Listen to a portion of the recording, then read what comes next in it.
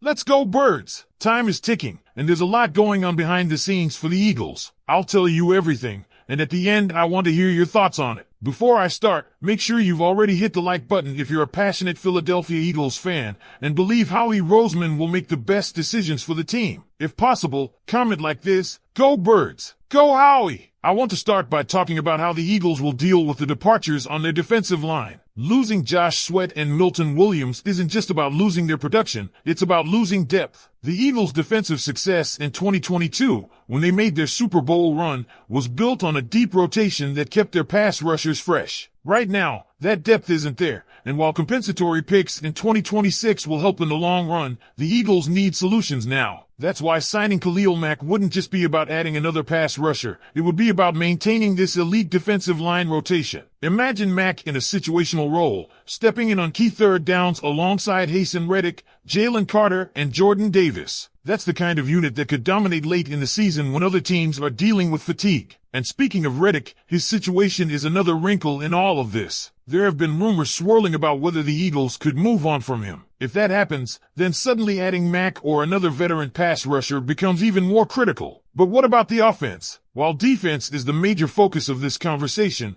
we can't ignore that the Eagles need to make sure they're protecting Jalen Hurts. Last season, we saw what happened when the offensive line started dealing with injuries and inconsistencies. If the Eagles want to get back to their dominant, ground and pound style, they have to shore up the trenches. That's why Anthony Belton's visit is so interesting. Even if he isn't a day-one starter, the Eagles clearly see something in him. They've had success drafting offensive linemen and developing them over time, and if Jeff Stoutland believes Belton can be molded into a long-term starter at right guard or even right tackle, then taking him in the third or fourth round makes perfect sense. But let's be real, this draft can't just be about the offensive and defensive lines. The Eagles have other needs, and one that isn't being talked about enough is tight end. Dallas Goedert is obviously the starter, but behind him, there's not much. If the Eagles want to add another dimension to their offense, grabbing a tight end somewhere in the mid to late rounds could be a sneaky good move. Then, there's the secondary. Last year, we saw just how vulnerable the Eagles were against the pass. Darius Slay and James Bradbury had their struggles, and with neither getting any younger, the Eagles need to start thinking about the future at cornerback. That's why they could use that 32nd pick on a young, physical corner who can grow into a starting role. Ultimately, this offseason is about balance. The Eagles are in a win-now mode, but they also can't mortgage their future. Howie Roseman has built this team by making smart, calculated moves, by adding veterans at the right price and drafting players who can develop into long-term contributors. That's why the Myles Garrett trade doesn't seem likely. The cost is just too high for a player who, while still elite, is on the wrong side of 30. Instead, adding a guy like Mack on a short-term deal, drafting a young edge rusher, and reinforcing the offensive line seems like the smarter play. So now it's your turn. What do you think the Eagles should do? Should they make a blockbuster move for Garrett, or would you rather see them spread their resources across multiple positions? Do you like the idea of signing Mack? And what about Anthony Belton? Could he be the next great Jeff Stoutland project? Let me know in the comments. That's why the Eagles' draft strategy this year is going to be fascinating. If they go defensive line in the first round, they'll likely target offensive line depth in the middle rounds. But if they trade back from 32, they could add an extra second rounder and address both areas early. It's all about flexibility,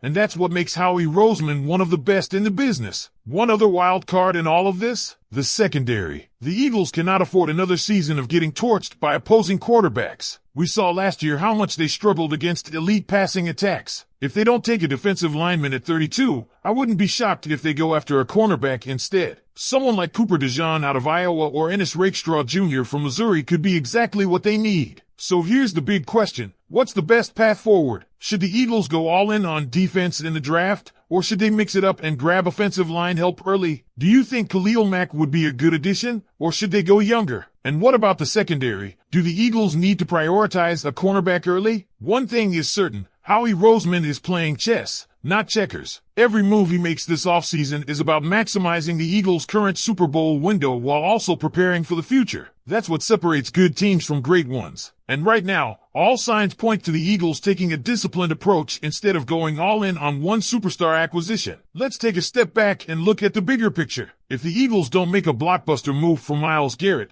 that doesn't mean they're standing still. In fact, it could signal a more strategic, well-rounded approach to building the roster. A combination of signing a proven veteran like Khalil Mack, using the 32nd pick on a young edge rusher, and adding offensive line depth could set the team up for both short-term success and long-term sustainability. And let's talk about the draft, because this is where things get really interesting. If the Eagles do decide to stay put at 32, the value in this draft class could push a top-tier defensive prospect right into their lap. But what if they don't stay put? What if Howie sees an opportunity to trade back, acquire more picks, and still land an impact player? He's done it before, and this draft might be the perfect time to do it again. For example, if a team at the top of the second round is desperate to move into the first round, the Eagles could slide back a few spots and still end up with a premium player, while also picking up an extra draft pick in the process. That extra pick could be used to reinforce the defensive line, add offensive line depth, or even grab another weapon for Jalen Hurts. And speaking of weapons, there's one area we haven't talked about enough: tight end. Dallas Goedert is an elite player when healthy,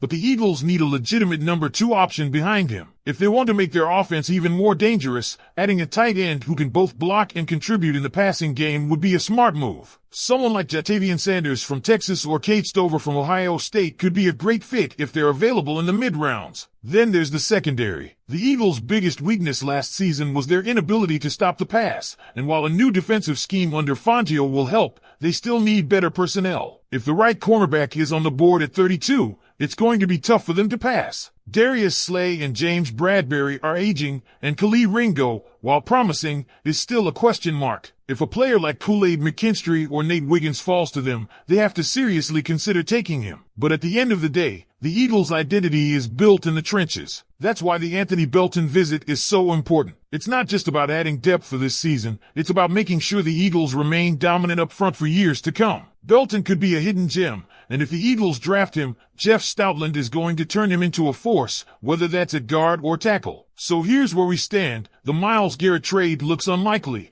but the Eagles are keeping their options open. Khalil Mack could be a smart veteran addition, but he'd be in a rotational role. The Eagles' first-round pick could go to a pass rusher, a cornerback, or even an offensive lineman, depending on how the board falls. A trade down is absolutely on the table if Howie sees the right opportunity. Anthony Belton is an intriguing mid-round target who could develop into a key piece on the offensive line. Now, it's time for you to weigh in. What's the best move for the Eagles? Should they make a splash or play it smart? Do you like the idea of Khalil Mack in midnight green? Or do you think they should go younger? And what about the draft? Do they stay put, trade back, or surprise us all with a bold pick? Drop your thoughts in the comments below, and let's get this conversation going. The offseason is just getting started, and there's a lot more to come. The future of the Eagles is full of possibilities. A trade for Myles Garrett seems unlikely, but Khalil Mack is a viable option to strengthen the defense. The draft will be crucial, with potential picks for a young pass rusher, a promising cornerback, or even an OL like Anthony Belton. Howie Roseman's strategy could include trading back to gain more picks. Now, we want to hear from you. Do you prefer a splash move or a strategic build? Drop your thoughts in the comments, and as always, fly Eagles fly!